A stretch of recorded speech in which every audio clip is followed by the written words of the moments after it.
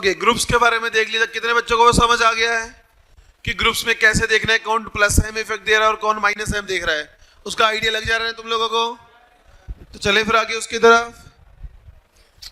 चलिए, अच्छा अभी इधर देखो सारे बच्चे एक बार। मान लीजिए मेरे पास एक फंक्शन ग्रुप ये लगाया गया है बेंजीन रिंग के ऊपर कुछ इस प्रकार से, देखना जरा। और मान लीजिए उसके पास लोन पेयर है। क्या है उसके पास बेटा? इसका मतलब कैसा इफेक्ट दे रहा होगा रिंग के ऊपर? वो प्लस एम या माइनस एम?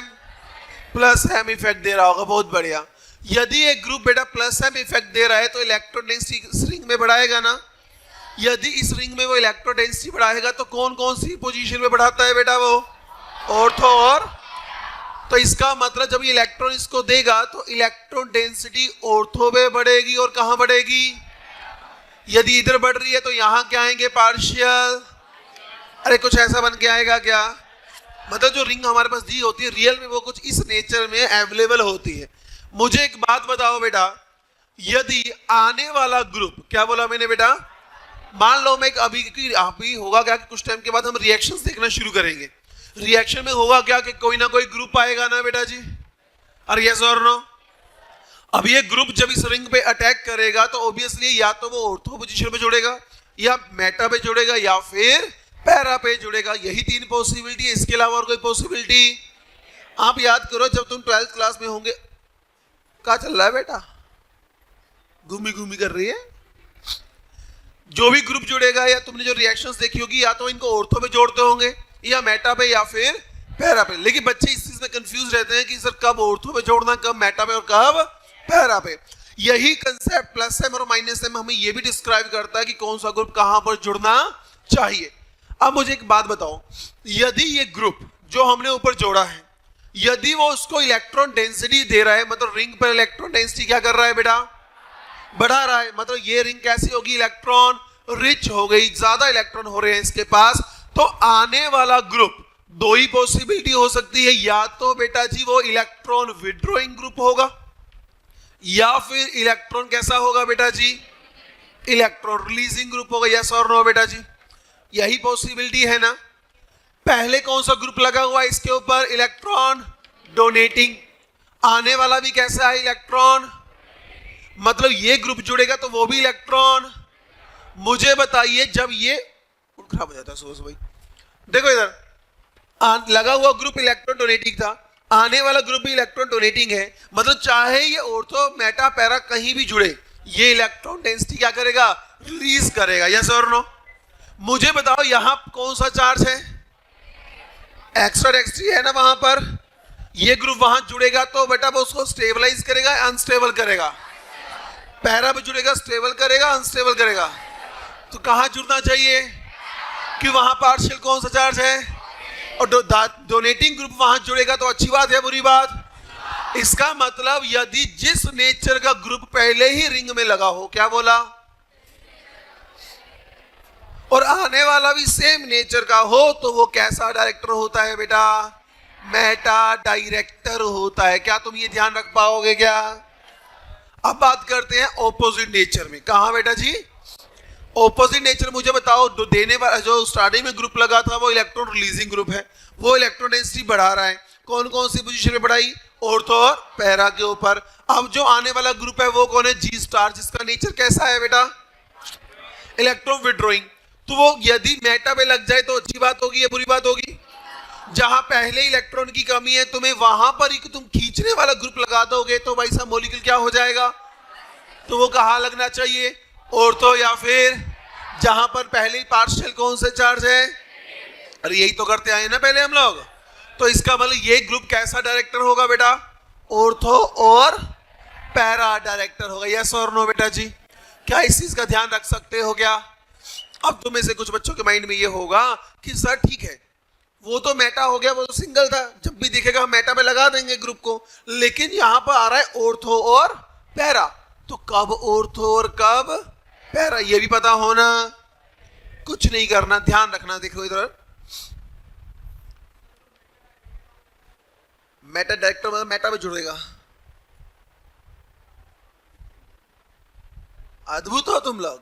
सुबह सुबह ही कौन से नशे करके आए हो? सस्ते अच्छा जो ऑर्थो और पैरा है ना, दो ही पॉसिबिलिटी, या तो ऑर्थो बनेगा या तो, ध्यान से सुनना, यदि हाइड्रोजन बॉन्डिंग पॉसिबल हो, क्या पॉसिबल हो बेटा जी, हाइड्रोजन बॉन्डिंग हो सकती हो तो बनता है हमेशा ऑर्थो, क्या बनता है, और जब हाइड्रोजन बॉन्डिंग पॉसिबल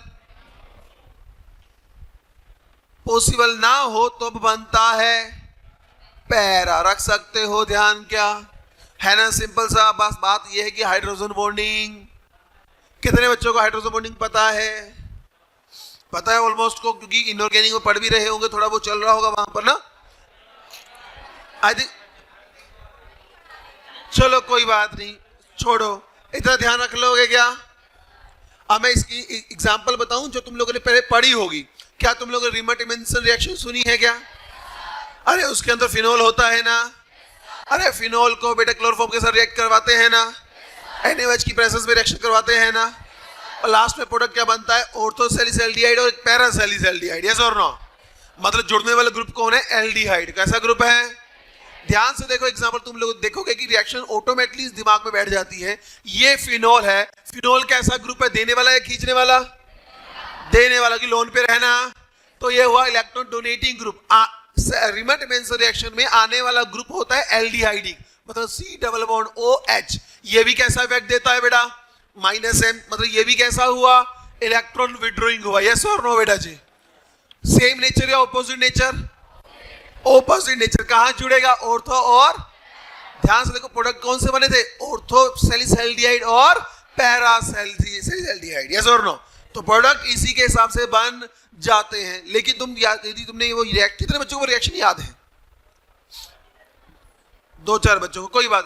पर तुम लोग जिन बच्चों को याद होगा उनको ये पता होगा कि उसमें मेजर प्रोडक्ट बनता है ऑर्थोसैलिसैल्डिहाइड। क्यों, क्योंकि उसमें क्या होती है, हाइड्रोजन बॉन्डिंग। तो हमने पहले लिख दिया, यदि ऑर्थो पैरा डायरेक्टर हो तो यदि हाइड्रोजन बॉन्डिंग होगा तो कंफर्म्ड है कौन सा मेजर बनेगा, हाइड्रोजन बॉन्डिंग नहीं हुआ तब क्या बनेगा, खत्म कहानी। तो ये जो चीज है ना बेटा, ये तुम्हें बहुत ज्यादा हेल्प करेगी GOC पार्ट 2 के अंदर, कौन सा ग्रुप है वो कहां पर जुड़ने वाला है, समझे हो गया। बनाओ फिर इसको, समझ गए तो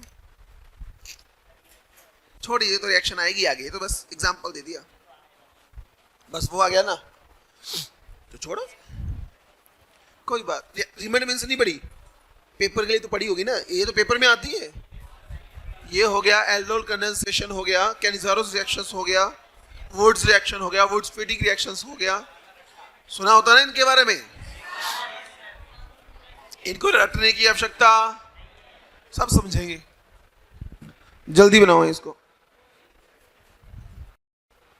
चले बेटा आगे फिर, चलो अभी इधर देखो सारे बच्चे, ये तो हो गया एक छोटा सा कंसेप्ट। अच्छा मान लीजिए इसके ऊपर विड्रॉइंग ग्रुप होता, कैसा ग्रुप होता बेटा, खींचने वाला ग्रुप होता, और आने वाला भी विड्रॉइंग हुआ तो वो भी कहां जुड़ेगा बेटा जी, मेटा पे। सेम नेचर हुआ तो मेटा पे, ऑपोजिट नेचर हुए तो ऑर्थो और पैरा पे। ऑर्थो पैरा में कौन और कब ऑर्थो बनेगा, जब हाइड्रोजन बॉन्डिंग पॉसिबल हो, अदरवाइज कौन मेजर बनता है, पैरा बनता है। इसके अलावा कुछ भी दिमाग में रखने की आवश्यकता, बोलो हम रखते भी, क्योंकि तुम लोग क्या हो, महान हो, क्या हो। चलो बेटा जी चलिए आगे। अब इधर देखो सारे बच्चे, अपना कॉपी पेन ना साइड में रखो, बोर्ड की तरफ देखना, क्योंकि अब तुम्हें एक ऐसी चीजें समझाई जाएंगी जो तुम देखोगे कि फैक्टर अलग है, इफेक्ट अलग नेचर में करता है, क्यों करता है वो देखेंगे। आप लोगों ने ये 4 जन को देखा ही होगा ना, फ्लोरीन, क्लोरीन, ब्रोमीन और, आपने नोट किया होगा, चाहे इनऑर्गेनिक हो चाहे ऑर्गेनिक हो, ये अपनी लात फसाई देते हैं हर जगह पे। ये जो फ्लोरीन, क्लोरीन, ब्रोमीन, आयोडीन है, यदि मैं इसके अंदर पूछूं कि बेटा इसका आई इफेक्ट की बात करें तो कौन सा आई इफेक्ट देता है, ये -I इफेक्ट देते हैं, यस और नो बेटा जी। यदि -I इफेक्ट देते हो, सबसे ज्यादा -I इफेक्ट किसका होता है इनमें से, फिर क्लोरीन, फिर ब्रोमीन, फिर आयोडीन, यही होता है ना बेटा। वही बात करूं कि इन सबके पास लोन पेयर भी होते हैं, यस और नो बेटा जी, अरे होते हैं ना, लोन पेयर है तो इलेक्ट्रॉन देंगे तो +M इफेक्ट भी दे सकते हैं, यस और नो बेटा जी। अरे देते हैं नहीं देते वो अलग बात है, डोमिनेट कौन करता है, -I करता है। +M effect fluorine, chlorine, bromine, iodine में कौन सबसे ज्यादा देता है वो हमें पता करना। वैसे कौन देगा बेटा जी, कौन देगा, किसने कहा, अबे मैंने कहा उसको समझना। एक सिंपल सी एग्जांपल क्रिएट करें क्या? मैं ले रहा हूं यहां पर BF3, कौन है बेटा ये, और एक रख रहे हैं हम लोग बेटा BI3। ये जो क्वेश्चन है ये आपको केमिकल बॉन्डिंग के अंदर भी पढ़ाया जाएगा जब तुम्हें बैक बॉन्डिंग पढ़ाया जाएगा। थोड़ा सा टॉपिक के बेसिस पे क्वेश्चन इसलिए समझा रहा हूं, ध्यान से देखना बेटा। ये जो बोरोन है इसके पास एक एम्प्टी ऑर्बिटल होगा या नहीं होगा? ऑब्वियसली होगा ना। लेकिन एम्प्टी ऑर्बिटल में कौन सा ऑर्बिटल होगा? ये 2p होगा, क्योंकि सेकंड पीरियड का एलिमेंट है ना, तो ये 2p ऑर्बिटल हुआ। फ्लोरीन के पास जो लोन पेयर है वो भी किस में होंगे बेटा जी? 2p पे होंगे, क्योंकि ऑर्बिटल कौन सा है? सो ये एटम कहां से बिलोंग करता है? ये सेकंड पीरियड से। वहीं बात करूं, क्या इसके पास एम्प्टी ऑर्बिटल होगा क्या? बिल्कुल होगा। क्या इसके पास लोन पेयर होगा क्या? लेकिन ये यदि 2p में, क्या वो भी 2p में होगा? वो किस में होगा? 5p में। यस और नो बेटा? वो फिफ्थ पीरियड से बिलोंग करता है आयोडीन। यस और नो? अब ध्यान से सुनना जरा, हमने एक बात आपको समझाई थी लास्ट टाइम पर जब हमने वो शादी की एग्जांपल लेकर बताया था कि इनमें बॉन्डिंग अच्छे से बनती है जिनके साइज क्या होते हैं बेटा? कंपेरेबल। तो वहां ओवरलैपिंग भी क्या होगी? अच्छे से होगी। देखने से पता लग रहा है किसमें ओवरलैपिंग ज्यादा अच्छे से होने वाली है बेटा? इसमें अच्छे से ओवरलैपिंग हो रही है, मतलब इलेक्ट्रॉन क्या होंगे? आसानी से वापस आएंगे। लेकिन यहां पर आसानी से वापस आ पाएंगे क्या? क्योंकि साइज कंपेरेबल नहीं है। तो देखने में हमें लगता है कि फ्लोरीन की इलेक्ट्रॉन नेगेटिव बहुत ज्यादा है, वो इलेक्ट्रॉन कैसे देगा? लेकिन उनके कंपेरेबल साइज होने के कारण ये बैक बॉन्डिंग करते हैं। क्या करते हैं बेटा? ये बैक बॉन्डिंग करते हैं। इसी को बोलते हैं बेटा बैक बॉन्डिंग। सिग्मा बॉन्ड दिख रहा है तुम्हें, पाई बॉन्ड यहां दिखाई नहीं दे रहा था। बैक बॉन्डिंग की सिर्फ एक कंडीशन है, ध्यान से सुनना। जो दो एटम के बीच में सिग्मा बॉन्ड बना हुआ है, क्या बोला मैंने? दो एटम के बीच में सिग्मा बॉन्ड जो बना हुआ है, पहले जो बॉन्ड बना हुआ है, उन दोनों एटम में से, क्या बोला मैंने? दोनों एटम में से किसी एक के पास लोन पेयर और किसी एक के पास एम्प्टी ऑर्बिटल होना चाहिए। क्या बोला बेटा मैंने? दोनों में से किसी एक के पास और दूसरे के पास, तो बैक बॉन्डिंग होती ही। लेकिन ज्यादा किस में होगी, कम किस में होगी? वो साइज कंपैरिजन से देखा जाता है। रख लोगे ध्यान? क्या बाकी तुम्हें इनऑर्गेनिक में सिखाया जाएगा। तो इसका मतलब इन दोनों में से बैक बॉन्डिंग ज्यादा किस में हो रही है बेटा जी? इसमें हो रही है। तो ज्यादा प्लस साइन कौन दे रहा है? फ्लोरीन या आयोडीन? फ्लोरीन ज्यादा दे रहा है। यस और नो बेटा जी? तो ऑर्डर बिल्कुल सेम टू सेम बनेगा या नहीं बनेगा? बनेगा। इतना कितने बच्चों को ये चीज समझ आ गई? बहुत बढ़िया। अब सुनो जरा ध्यान से। अब मैं जो क्या करने वाला हूं, अब मैं लिखने वाला हूं नेट विद ड्रॉइंग। क्या लिखा आपने बेटा? Withdrawing effect. मतलब ओवरऑल क्या ये खींचेगा ही या देगा? कौन खींचेगा या फिर कौन देगा? अब ध्यान से सुनना। मान लीजिए ये लड़का है, मान लीजिए, नहीं मान के लीजिए लड़का ही है, मान लीजिए एग्जांपल के तौर पर इससे मैंने, ध्यान से सुनना, ये और मैं, हमने मान लीजिए एक सिंपल बॉन्ड बनाया हुआ। कैसा बॉन्ड बनाया हुआ है? हाथ खड़ा हो जाना बेटा, खड़ा हो जा। हमने क्या किया? सिग्मा बॉन्ड बना के रखा हुआ है ऐसे। ध्यान से सुनना, सिग्मा बॉन्ड है तो सिंपल सी बात है, क्या हमारी दोनों की ताकत सेम है या डिफरेंट है? डिफरेंट है। तो किसकी ताकत ज्यादा है? मेरे में। तो मैं इसको अपनी तरफ खींच के रखूंगा ना। तो इसका मतलब मैं इसके ऊपर कैसा इफेक्ट दे रहा हूं? -I इफेक्ट दे रहा हूं, इलेक्ट्रॉन को अपनी तरफ खींच रहा हूं। यस और नो? ध्यान से सुनना। यदि मैं इसको एज अ ह्यूमन की तरह मानूं, एज अ ह्यूमन की तरह देखें, तो मान लीजिए इसके पास मान लो 2 रुपीज है। कितने रुपीज है बेटा? यदि वो 2 रुपीज का नोट मैं और ये दोनों ने पकड़ा हुआ है तो मैं अपनी तरफ खींचने की कोशिश करूंगा ना। यदि मैं इससे 2 रुपए ले लेता हूं तो इसके पास कितने का लॉस हुआ? 2 रुपीज का। लेकिन 2 रुपए लिए और 50 रुपए दे दिए, तो तुम ये बोलोगे कि मैंने इससे पैसे खींचे? तुम क्या बोलोगे? ओवरऑल मैंने इसको कितने रुपए दिए? 48 रुपीज दिए। यस और नो? ये फायदे में रहा या लॉस में रहा? फायदे में रहा। यस और नो? सेकेंड केस, मैंने इससे सिर्फ 1 रुपया खींचा। कितने रुपए खींचे? सिर्फ 1 रुपया खींचा, वापिस कुछ भी नहीं किया। लॉस किस में? पहले वाले केस में, सेकंड में? ध्यान से देखो, पहले में तो 2 रुपए खींचे थे, अब सिर्फ 1 रुपया खींचा। फिर भी तुम बोल रहे हो सर फर्स्ट वाले में फायदा, सेकंड वाले में लॉस। क्योंकि फर्स्ट वाले केस में मैंने वापिस भी, बैठ जा बेटा, वापिस भी किए थे, लेकिन सेकंड में मैंने वापिस कुछ भी, यही चीज इन दोनों में हो रही थी। सिग्मा से फ्लोरीन इलेक्ट्रॉन खींचेगा ना स्ट्रांगली अपनी तरफ? यस और नो बेटा जी? इन दोनों में से स्ट्रांगली कौन खींचेगा अपनी तरफ? फ्लोरीन खींचेगा, वो तो कंफर्म था। यस और नो? लेकिन ये वापस भी, पर ये वापस। तो ओवरऑल देखा जाए तो फ्लोरीन और आयोडीन में से किसने ज्यादा इलेक्ट्रॉन खींचे? आयोडीन ने खींचे, क्योंकि उसने वापस कुछ भी, अरे समझ पा रहे हो क्या बोलने का मेरा रीजन? यहां खींचे ज्यादा पर वापस भी ज्यादा किए, यहां खींचे कम और वापस कुछ नहीं किया। ओवरऑल लॉस किस बोरोन को, इसको या इसको? इस वाले बोरोन को क्या है, इलेक्ट्रॉन डेंसिटी कम है। तो इसका मतलब नेट विड्रॉइंग देखा जाए तो किसकी होगी बेटा जी? आयोडीन, फिर ब्रोमीन, फिर क्लोरीन और फिर फ्लोरीन होगा। समझ पाए? हो गया। फर्क बस इतना होता है क्योंकि इनमें अंदर बैक बॉन्डिंग इफेक्ट भी जनरेट हो जाता है, जिसके कारण ये ऑर्डर बेटा बदल जाता है। समझ रहे हो बेटा जी? कितने बच्चों को ये कंसेप्ट समझ आ गया? बहुत बढ़िया, नोट डाउन करो इसको बेटा, ये बहुत इंपॉर्टेंट चीज। ऐसे तुमने क्वेश्चंस देखे होंगे मॉड्यूल में, जहां जो बच्चे मेरे से पूछने आते हैं कि सर ये कैसा होगा, मैंने बोल रहा था बैक बॉन्डिंग से होगा। आज वो सॉल्व हो जाएगा ना? बस बनाओ इसको। आज चीजें बहुत सारी सीखने वाली हैं, सीखने वाली चीजें बहुत ज्यादा है आज। ये जो क्वेश्चन लिखा ना BF3 और BI3, केमिकल बॉन्डिंग में एक क्वेश्चन आया, प्रीवियस ईयर में भी क्वेश्चन है, वो इंपॉर्टेंट क्वेश्चन है, जिसमें ये पूछा जाएगा BF3, BCl3, BBr3 और BI3 में सबसे ज्यादा एसिडिक कौन है? एसिडिक वो होगा जिसका बोरॉन डेफिशिएंट होगा इलेक्ट्रॉन का। तो कौन डेफिशिएंट है सबसे ज्यादा? This one. तो ऑर्डर ये बनता है एसिडिटी ऑर्डर। ये तुम लोगों को इनऑर्गेनिक में समझाया जाएगा।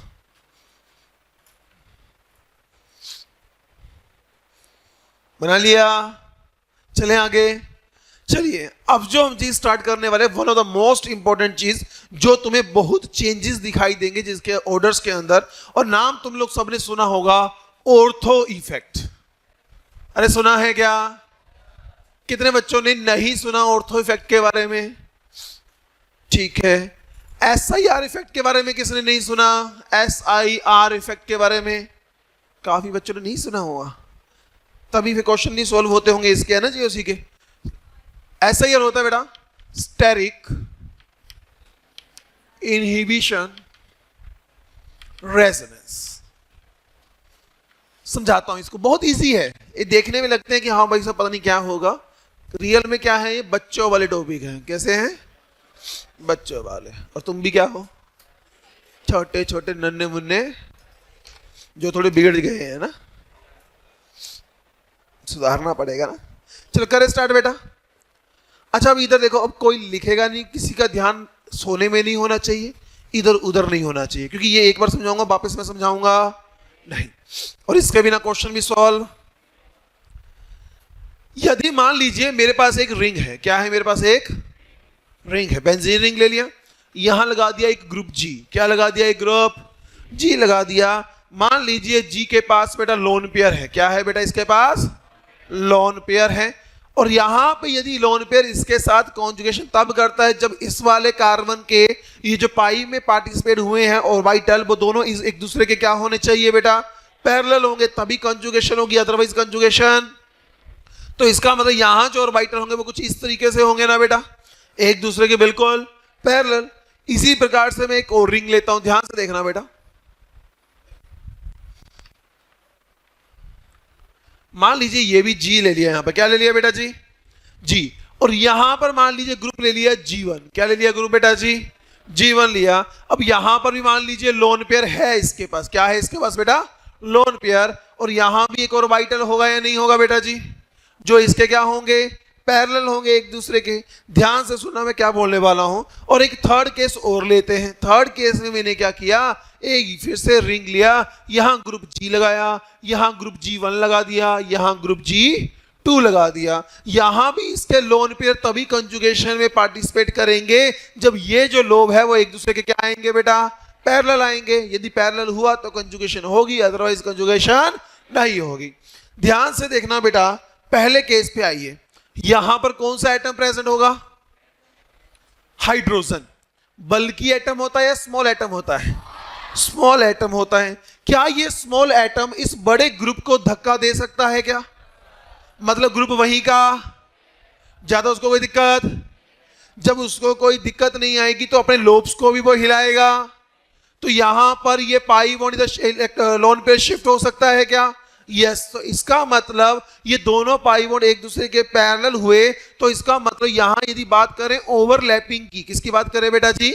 ओवरलैपिंग की। वो कितनी होगी बेटा जी? ऑलमोस्ट 100% होगी ना? अरे यस और नो? ओवरलैपिंग 100% हुई तो इसका मतलब रेजोनेंस भी क्या होगी? 100% होगी, पूरी की पूरी, कोई दिक्कत नहीं आएगी। इसका मतलब यहां कोई भी इफेक्ट नहीं है, नो इफेक्ट। क्या लिखा बेटा हम लोगों ने यहां पर?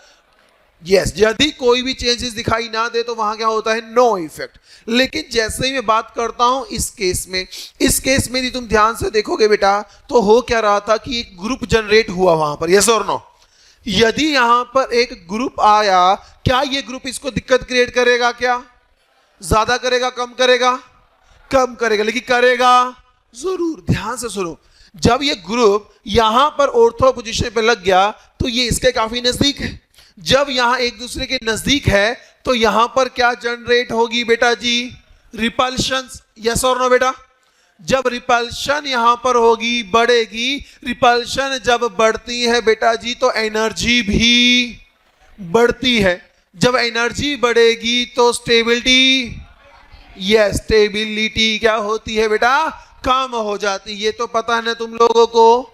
ये जो स्टेबिलिटी कम हुई, क्यों हुई? क्योंकि एनर्जी बढ़ी। एनर्जी क्यों बढ़ी? रिपल्शन के कारण। रिपल्शन क्यों बढ़ी? ग्रुप के कारण। यस और नो?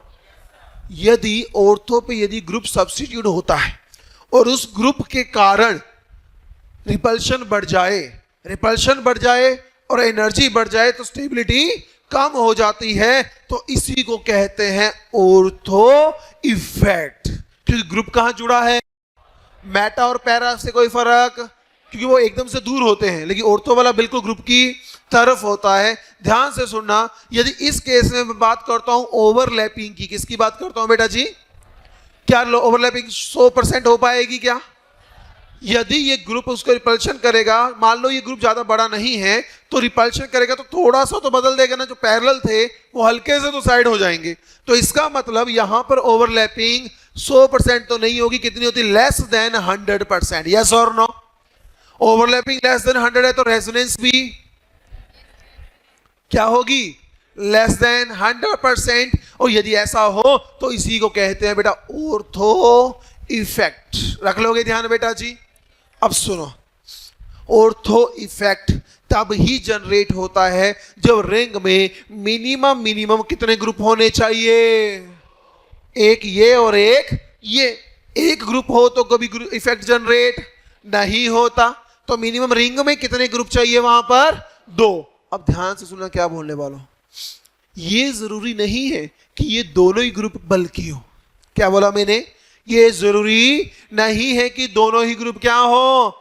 अरे दोनों में से कोई एक भी बल्कि हुआ तो काम हो जाएगा, ऑर्थो इफेक्ट जनरेट हो जाएगा। रख सकते हो ध्यान? ये मैं लिखवाऊंगा, डोंट वरी। तो मैंने क्या बोला? ऑर्थो इफेक्ट के लिए रिंग में कितने ग्रुप होने चाहिए? अरे दोनों एक दूसरे के ऑर्थो पैरा मेटा कौन सी पोजीशन पे होने चाहिए? ऑर्थो पे। क्या दोनों बल्कि होने चाहिए? दोनों बल्कि हो तब भी होगा, लेकिन दोनों में से एक छोटा हो तब भी चलेगा। लेकिन यदि दोनों ही स्मॉल हो गए तो वो ऑर्थो इफेक्ट जनरेट नहीं होगा। समझे? हो गया? बहुत बढ़िया। अब इधर देखो, इस केस में ये जो G है या G1 है या G2 है, देखो क्या लिख रहा हूं, मस्ट बी बल्कि। तीनों क्या होने चाहिए? जो तीनों बल्कि है तो मुझे एक बात बताओ, रिपल्शन थोड़ी होगी या ज्यादा होगी? रिपल्शन ऑर्थो इफेक्ट के कंपैरिजन में ज्यादा या कम? रिपल्शन बहुत ज्यादा। रिपल्शन बहुत ज्यादा तो एनर्जी भी क्या होगी? एनर्जी बहुत जाएगी तो स्टेबिलिटी भी बहुत। तो इसका मतलब ये कंपाउंड क्या होंगे? अनस्टेबल होंगे। यस और नो? अरे यस और नो बेटा? क्या मैं अकेले को बोलूंगा या कंपैरिजन में बोलूंगा अनस्टेबल है? कंपैरिजन में बोलूंगा कि ऑर्थो वाले से क्या है बेटा, ये कम स्टेबल है। इसका मतलब यदि यहां बात करता हूं मैं ओवरलैपिंग की, किसकी बात करता हूं बेटा? ओवरलैपिंग क्या होगी? 0। क्या होगी बेटा?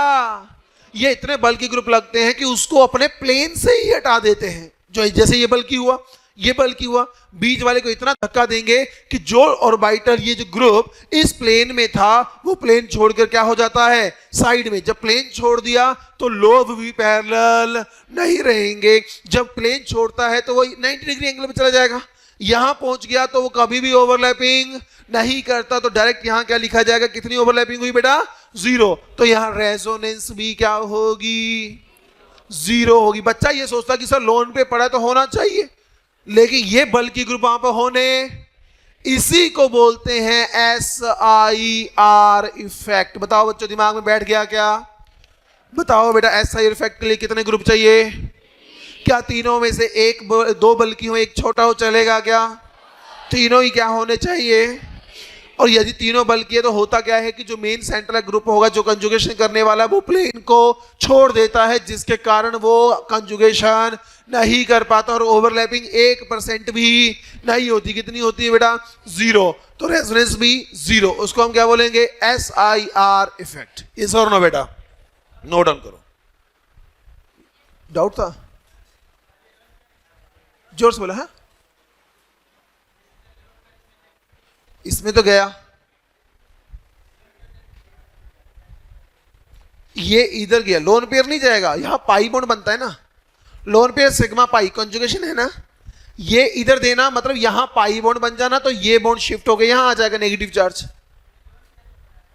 ये वाला ये लोन पेयर नहीं, खाली ऑर्बिटल है। sp2 हाइब्रिडाइज्ड है ना, पाई स्टार होगा ना इसके पास। नहीं, तुमने देखा कि 4 बॉन्ड है, चारों फुल है, अब तो जगह नहीं है, लेकिन पाई स्टार है ना उसके पास। एंटी बॉन्डिंग में इलेक्ट्रॉन आते हैं बेटा। इसको बनाओ, फिर मैं लिखा दूंगा आपको ना। कितने बच्चों की ये तीनों इफेक्ट, ये जो ऑर्थो या नॉर्मल या फिर SIR इफेक्ट समझ आ गया कि कब कैसे लगता है और कब देखना है? ठीक है। किसमें? यहां अकेला हो चाहे बल्कि हो चाहे छोटा, कोई फर्क ही नहीं पड़ता।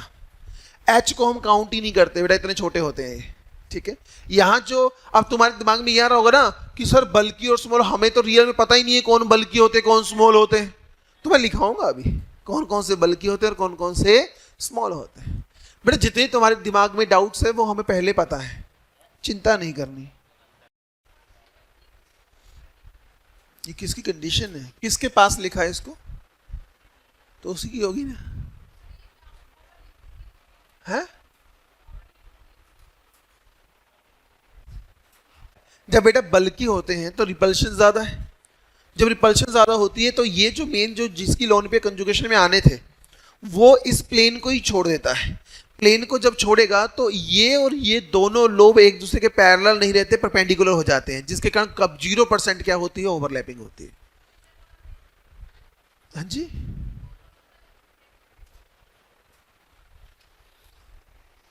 खुश? दोनों में अंतर है बेटा। ठीक है।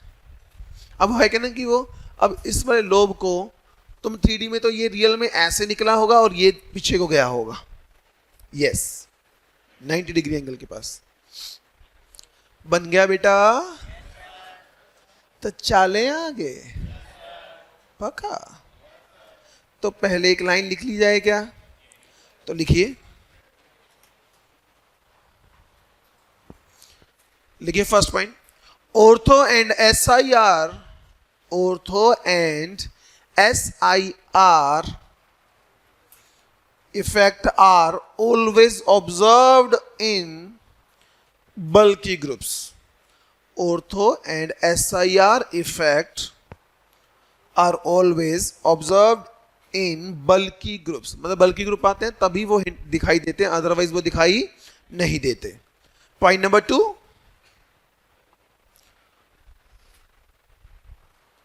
for ortho effect, minimum two groups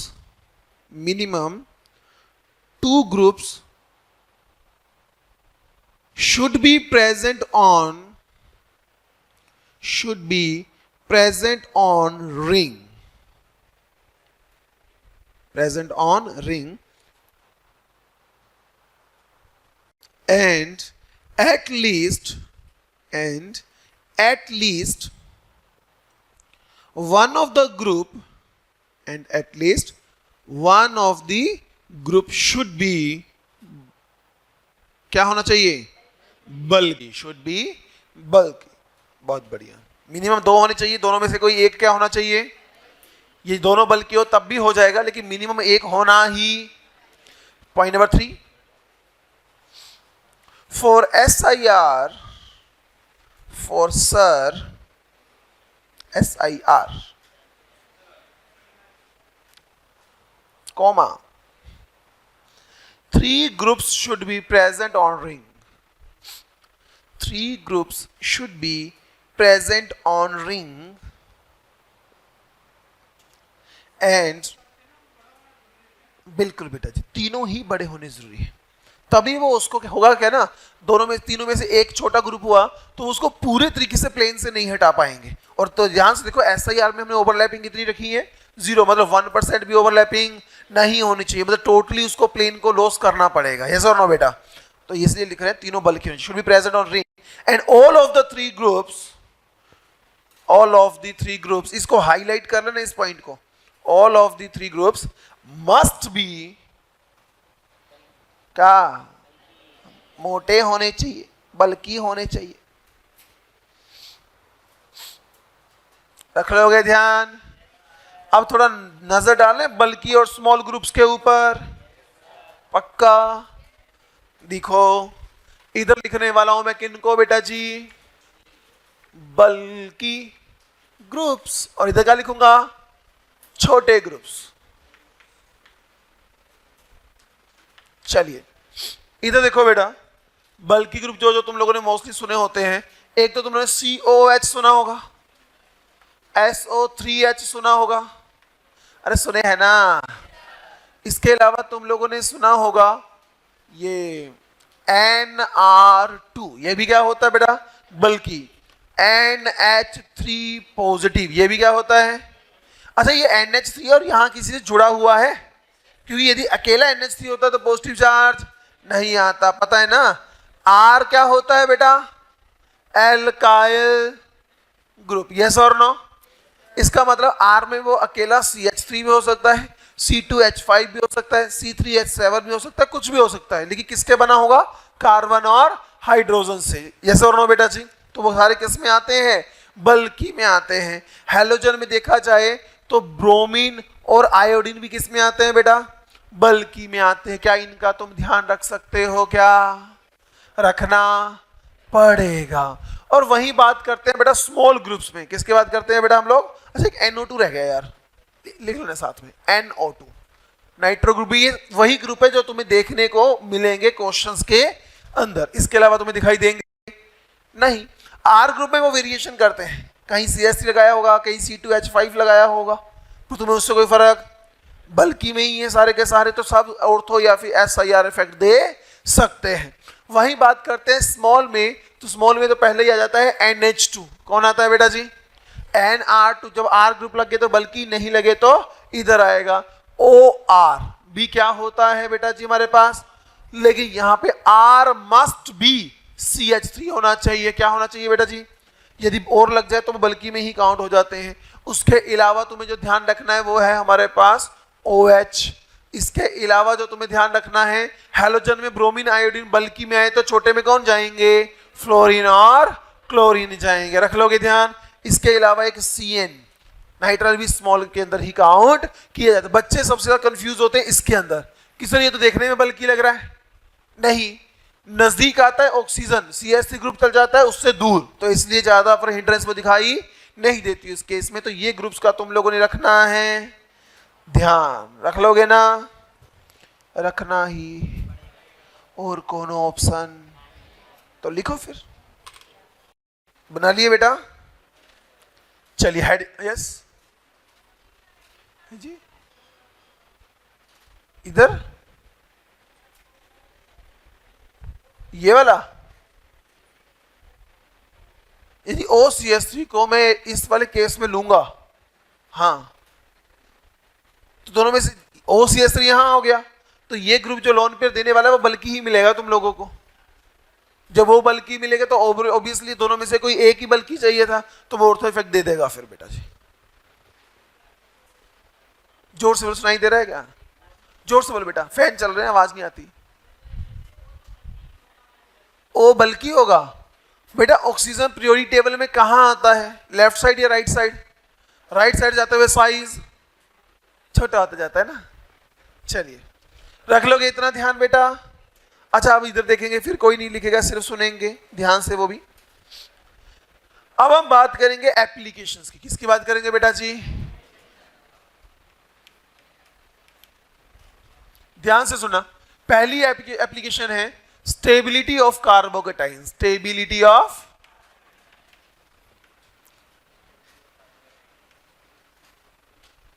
ध्यान से सुनना क्या होने वाला है। अब यदि हम बात करें बेटा स्टेबिलिटी ऑफ कार्बोकेटाइन की, तो जो जो चीजों का ध्यान रखना वो सिर्फ 4 चीजें हैं। कितनी चीजें? सिर्फ 4। उनको ध्यान में रख लोगे तो देखोगे क्वेश्चन सेकंड में सोल्व आउट होंगे।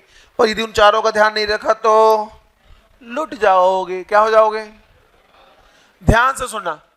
स्टेबिलिटी ऑफ कार्बोकेटाइन के अंदर सबसे पहली चीज जो तुम लोगों ने ध्यान रखनी है कि आएगा तो कार्बन, यस और नो। उनके ऊपर चार्ज क्या आएंगे?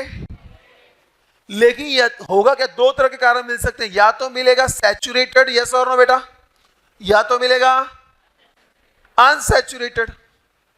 अनसैचुरेटेड समझते हो गया? सैचुरेटेड मतलब कार्बन सिंगल बॉन्ड से जुड़ा है, अनसैचुरेटेड मतलब कार्बन डबल बॉन्ड या फिर ट्रिपल बॉन्ड से जुड़ा हुआ। यही होता है ना बेटा। याद रखना, यदि याद कर रखना, तुम्हें पता है सैचुरेटेड कार्बन और अनसैचुरेटेड कार्बन में किसकी इलेक्ट्रोनेगेटिविटी ज्यादा होती है?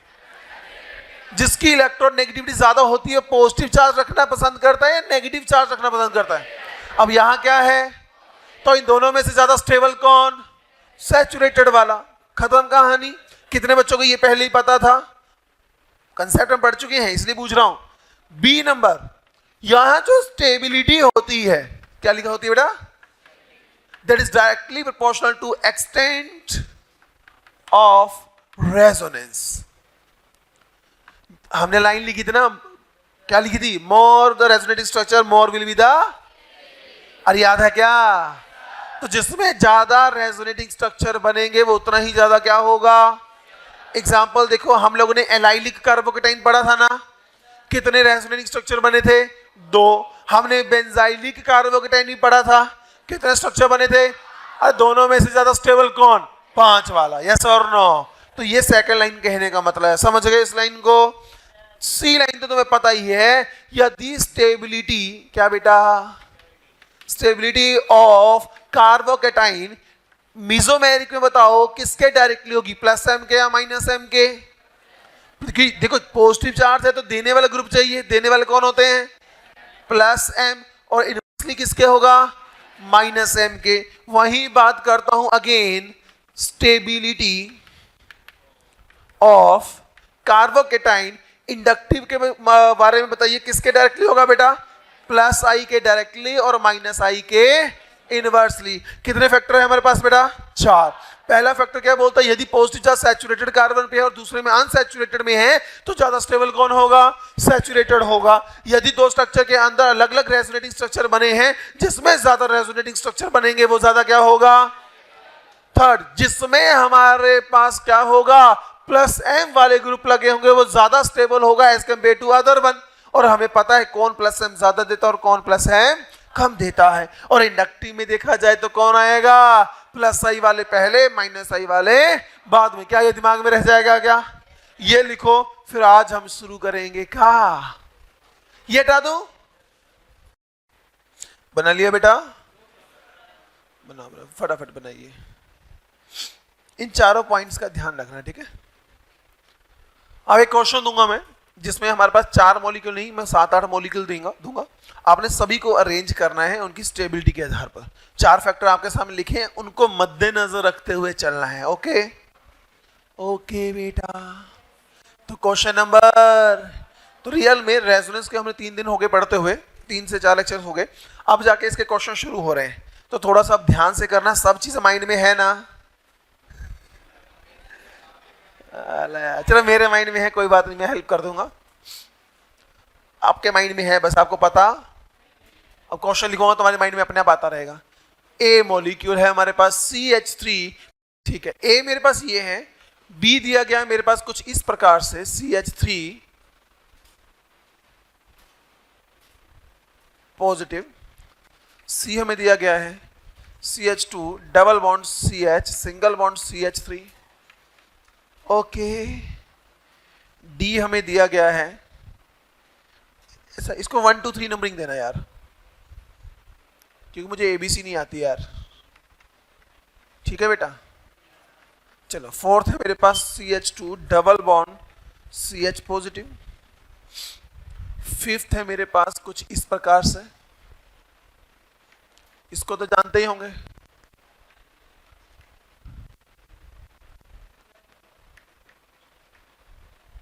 OCH3 कौन होता है? मिथॉक्सी। कौन होता है? मिथॉक्सी।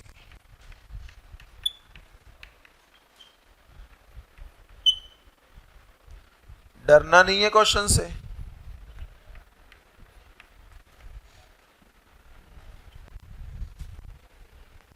चलिए ये 7 है, आप लोगों ने इसको सीक्वेंस में अरेंज करना है on the basis of stability. ये क्वेश्चन हो गया तो मतलब तुम कोई भी क्वेश्चन सॉल्व आउट और आसानी से कर लोगे।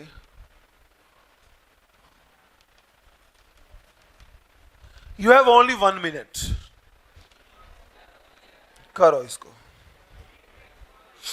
बातें मत करो, क्वेश्चन करो।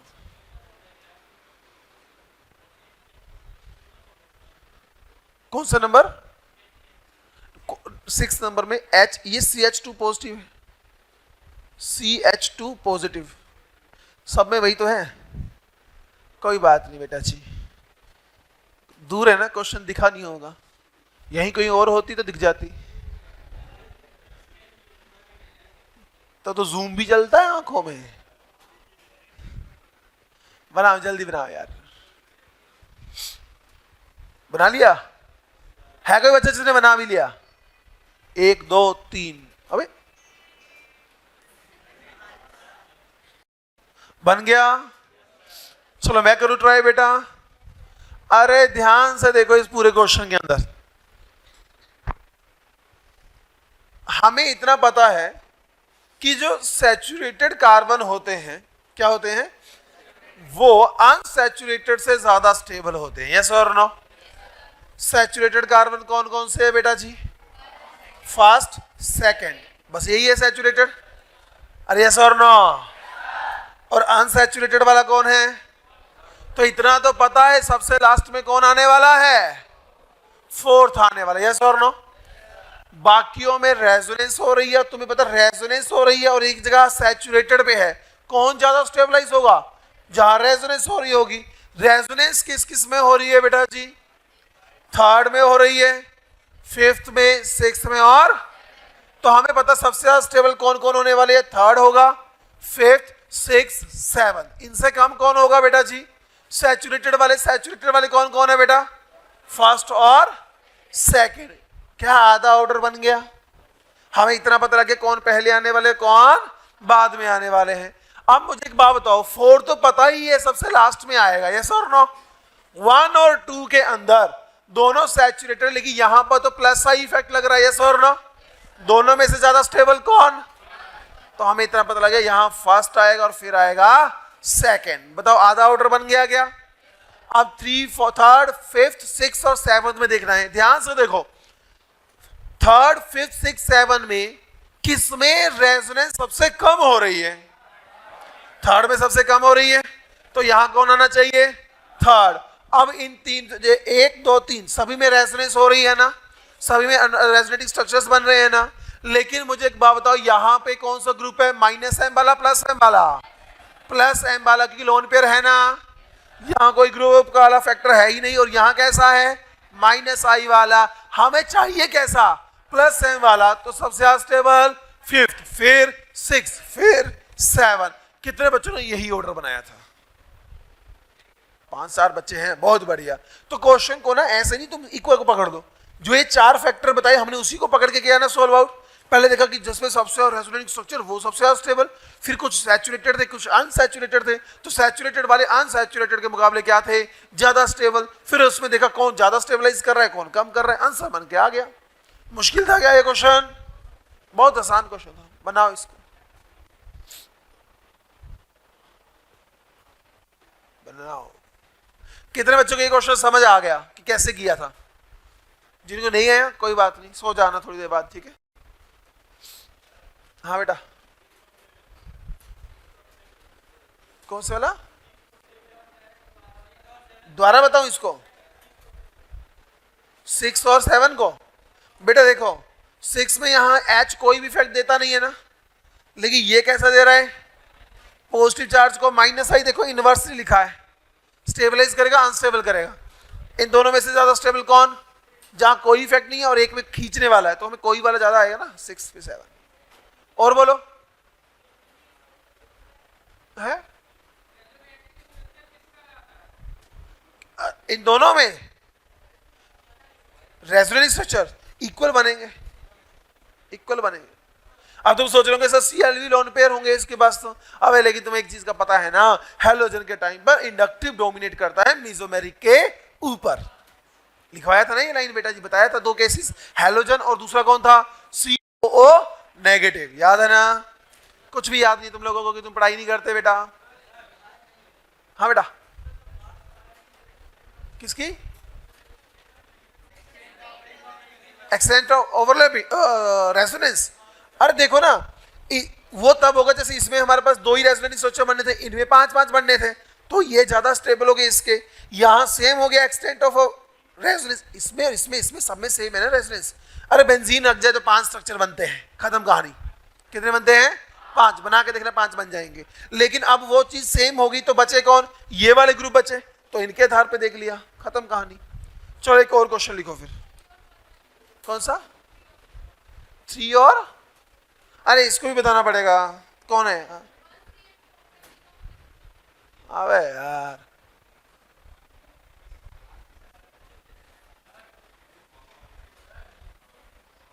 कहाँ गई? अबे रुक जाना, एक को तो बताने दो, कहाँ गई? हाँ, रेजोनेंस हो रही है, यहां हो रही है क्या? यहां हो रही है क्या? तो इन तीनों में से ज्यादा स्टेबल कौन? थर्ड है।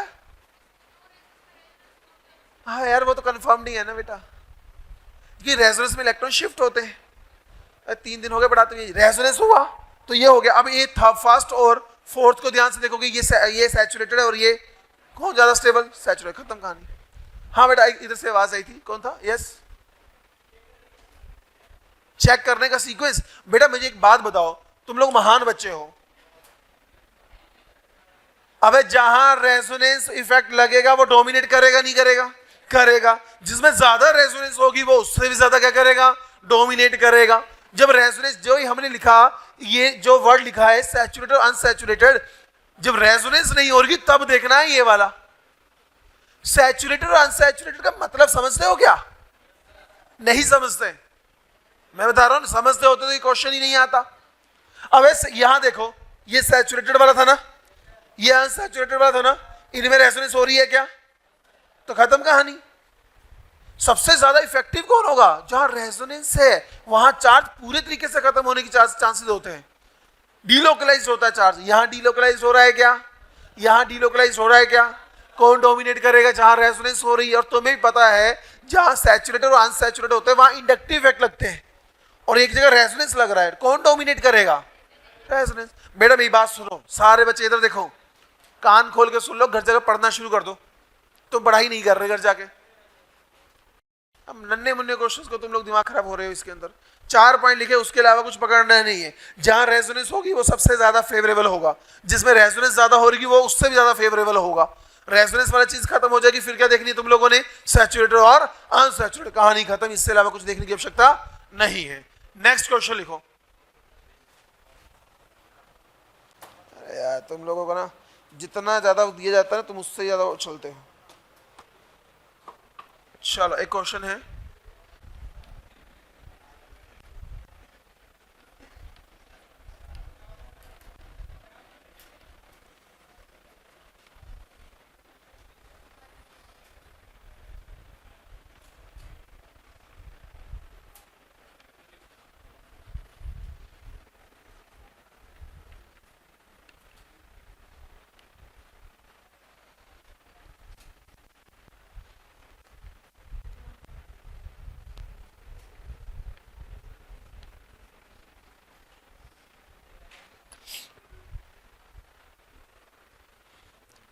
चलो बेटा जल्दी बनाओ इसको।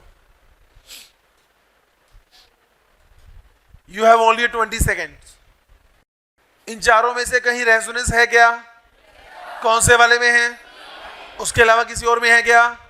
सबसे ज्यादा स्टेबल कौन? उसके बाद बताओ मुझे कौन कौन से सैचुरेटेड और अनसैचुरेटेड है ना, तो कौन ज्यादा स्टेबल होते हैं? तो सबसे कम कौन होगा?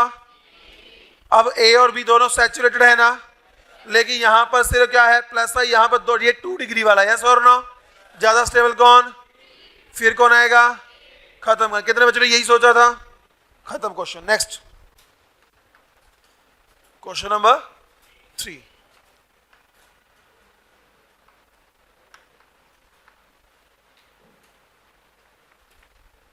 यह ए मॉलिक्यूल, बी है हमारे पास कुछ ऐसा,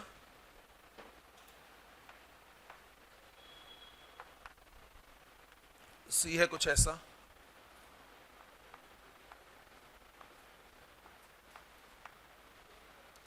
डी है कुछ। You have a 15 seconds to solve this question.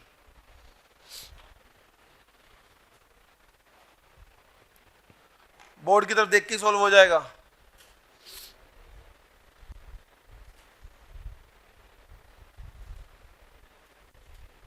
कितने बच्चों ने माइंड में बना लिया? ठीक है, बाकी बनाओ, 15 सेकंड पूरे लो।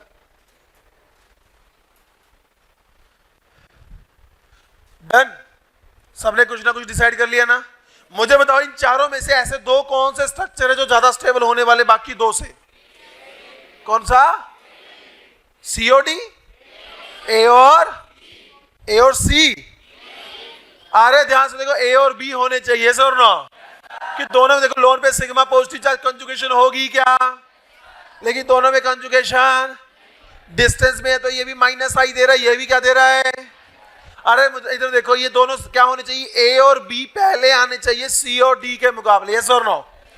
अब देखो बेटा, ए और बी में से देखो दोनों ही कंजुगेशन कर रहे हैं, सेम कंजुगेशन हो रही है। एक जगह नाइट्रोजन दे रहा है, एक जगह कौन आसानी से देता है? इलेक्ट्रॉन। तो कौन आएगा सबसे पहले? फिर अब सी और डी में दोनों ही खींचने वाले हैं ना, ज्यादा स्ट्रांगली कौन खींचता है? तो हमें वो चाहिए, कम खींचने वाला चाहिए। तो क्या आंसर आएगा? सी। और कितने बच्चों ने यही सोचा था? बहुत बढ़िया, बनाओ इसको, जल्दी जल्दी बनाते जाओ।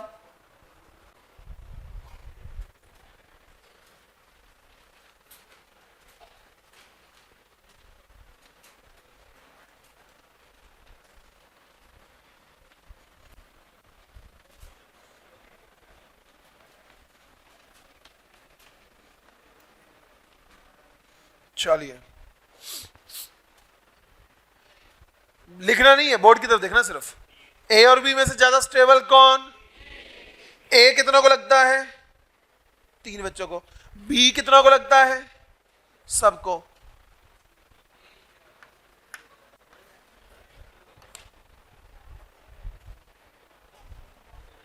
अबे यार, रेजोनेंस हो रही है ना? रेजोनेंस होगी तो पॉजिटिव चार्ज यहां आ जाएगा, डिलोकलाइज्ड हुआ ना, यही तो अच्छी बात होती है ना।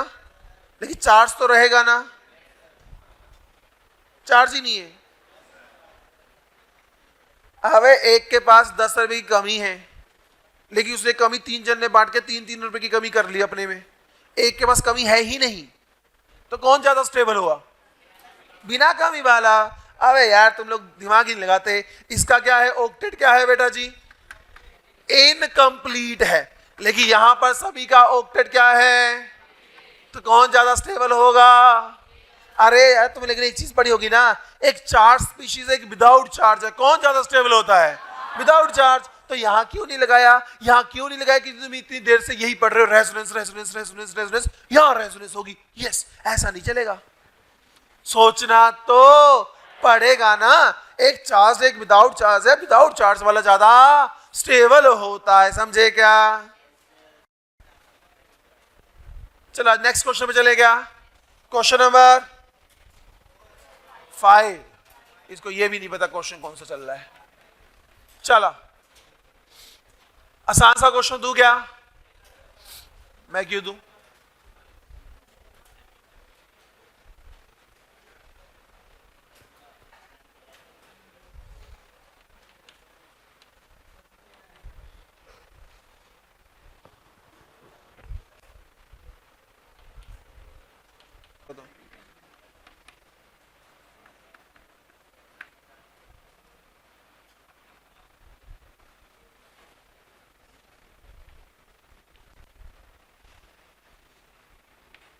चलो बेटा, लिखना नहीं है, पहले क्वेश्चन देखना है और क्वेश्चन को दिमाग में बनाओ।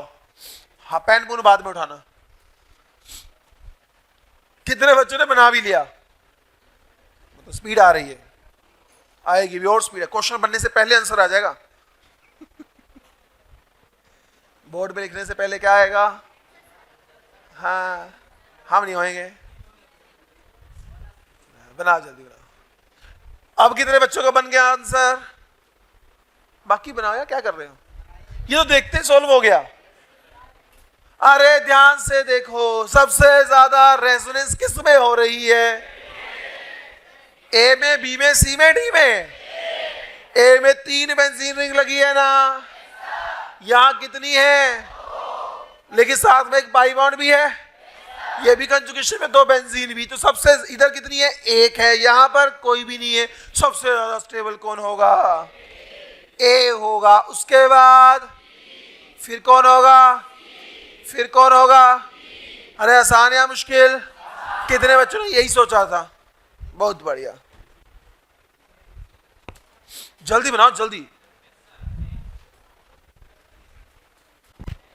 बना लिया? अरे हो गया क्या? चलिए एक और क्वेश्चन हो जाए क्या? चलो देखते हैं कर पाते हो या? कर लो। Question number 6।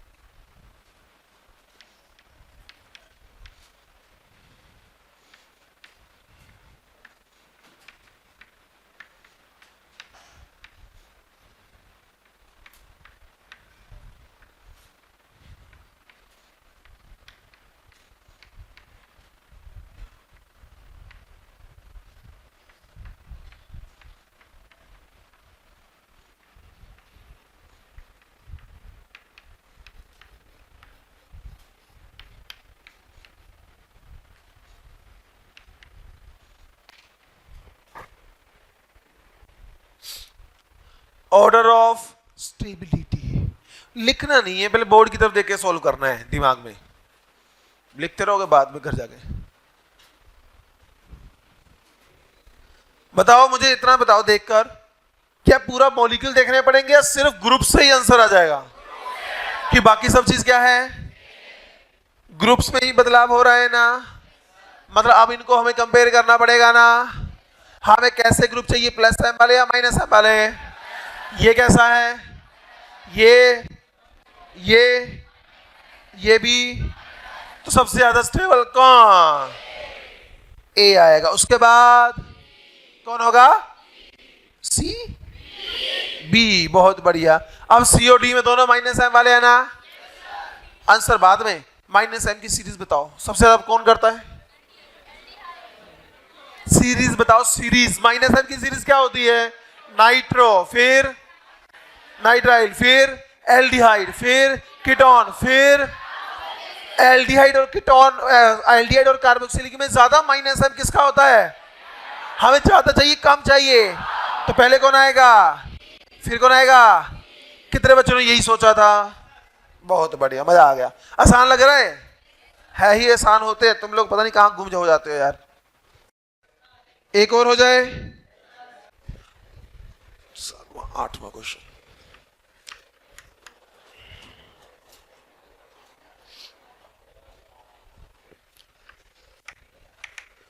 Which of the following is more stable?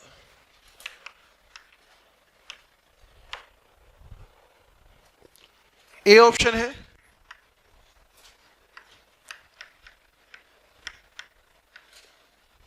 B option है, सी ऑप्शन है। ये सारी ऑप्शन सेम नहीं लग रही तुम लोगों को? क्यों बना रहा हूं इसलिए लग रही है। अब ग्रुप लगाएंगे ना। NH2 ठीक है, OH NH2 CH3O negative. Which one is the most stable? चलो जल्दी बताओ बेटा, सबसे ज्यादा स्टेबल कौन? सी होगा क्या? कितनों को लगता है सी होना चाहिए? सी में तो यहां पर प्लस सही वाला ग्रुप लगा है, ये प्लस एम वाला, ये भी प्लस एम वाला, ये कैसा होता है? प्लस एम वाला, तो ये तो सबसे कम होगा इन चारों में से। OH NH2 और O नेगेटिव में सबसे ज्यादा प्लस एम इफेक्ट किसका होगा? किसका होगा? अरे भूल गए क्या? जिसके ऊपर नेगेटिव चार्ज होता है उसका प्लस वाला इफेक्ट ज्यादा होता है बाकियों के मुकाबले। आंसर इज जी। देखो हो गया ना कंफ्यूज? अरे तुमने देखा नाइट्रोजन जल्दी देगा, यस जल्दी देगा, लेकिन यहां ऑक्सीजन पर चार्ज क्या है? और याद करो मैंने बोला था जिनके ऊपर नेगेटिव चार्ज ज्यादा होते हैं वो प्लस वाला इफेक्ट ज्यादा देंगे, और पॉजिटिव चार्ज वाले माइनस वाला ज्यादा इफेक्ट देंगे। एक क्वेश्चन और हो जाए क्या? इसका ऑर्डर बनाना है, ठीक है। ऑर्डर में सबसे पहले कौन आएगा? डी आ गया। सबसे लास्ट में कौन आएगा? सी आ जाएगा। ए और बी में यहां OH दे रहा है, यहां NH2 देगा, तो कोई चार्ज नहीं है ना, तो O और N में से जल्दी इलेक्ट्रॉन कौन देता है? N। तो आंसर क्या आएगा? बी, फिर आएगा ए। कितने बच्चों ने वैसे यही सोचा था? बहुत बढ़िया। अभी क्वेश्चन देखो, आपके मॉड्यूल के अंदर स्पेशली लिखा हुआ है कि स्टेबिलिटी क्वेश्चंस है on the basis of resonance, तो कम से कम 20 से 30 क्वेश्चन वो है, तो तुम लोग आराम से उनको बना लोगे, क्योंकि मैं तो भी क्वेश्चन ही करवाने वाला हूं 10 मिनट में, कि यहां बना लोगे जितने टाइप वैरायटी ऑफ क्वेश्चंस उतना अच्छा रहेगा तुम लोगों के लिए। Question number 9।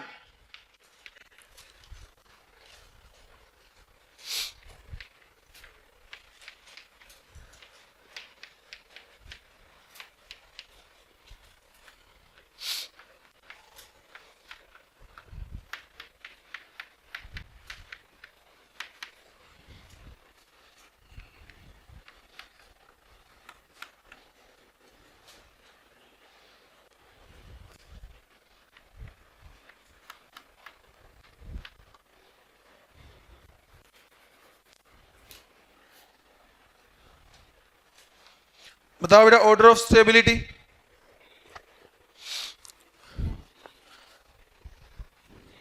बना लिया?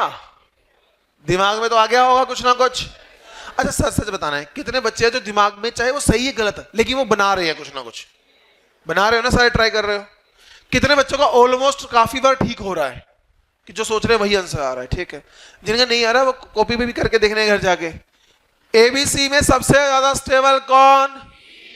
कौन होगा? सी होगा ना? सी होगा। बी वाले कितने हैं और सी वाले? वाह जितनी आई थी, अब 4 हाथ खड़े हुए हैं सिर्फ। चलो इसको समझो, देखो बेटा, अबे ये क्या है? ये तो सबसे कम में जाएगा। ध्यान से देखो बेटा, सुनो जरा ध्यान से सुनना। पॉजिटिव चार्ज सिग्मा, आगे फिर सिग्मा, क्या ये कंजुगेशन में है क्या? तो ये एल्डिहाइडिक समूह है, कैसा इफेक्ट देता है? ये कैसा समूह है? और यहां क्या हो रही है? तो सबसे ज्यादा कौन? फिर कौन? फिर कौन? अरे कितने बच्चों ने यही सोचा था? बाक। ओके बाक है ना? यस। क्वेश्चन नंबर एक और बनाए क्या? CH2 double bond. वैसे क्वेश्चन कुछ और बना था, बन कुछ और गया है। अब मैं वही बनाऊंगा जो मुझे चाहिए।